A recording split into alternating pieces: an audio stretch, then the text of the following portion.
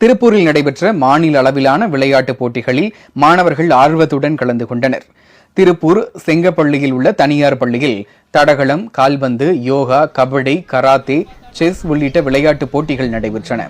இதில் பல்வேறு மாவட்டங்களிலிருந்து 1500க்கும் மேற்பட்ட மாணவ மாணவிகள் கலந்து கொண்டு தங்களின் திறமைகளை வெளிப்படுத்தினர். இதில் வெற்றி பெறுபவர்கள் ஜனவரி மாதம் ராஜஸ்தானில் நடைபெறும் தேசிய அளவிலான போட்டியில் பங்கேற்க உள்ளதாக நிகழ்ச்சி ஒருங்கிணைப்பாளர்கள் தெரிவித்துள்ளனர்.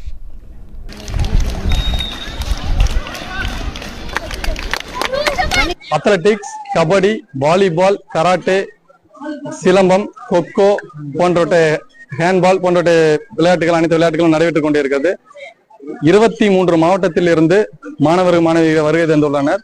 தற்போது இதில் வெற்றி பெறும் மாணவர்கள் 29, 30, 31 ஜனவரி ராஜஸ்தான் ஜெய்ப்பூர் மாநிலத்தில் நடைபெற இருக்கக்கூடிய தேசிய அளவிலான போட்டியில் பங்கு பெற இருக்கின்றனர்.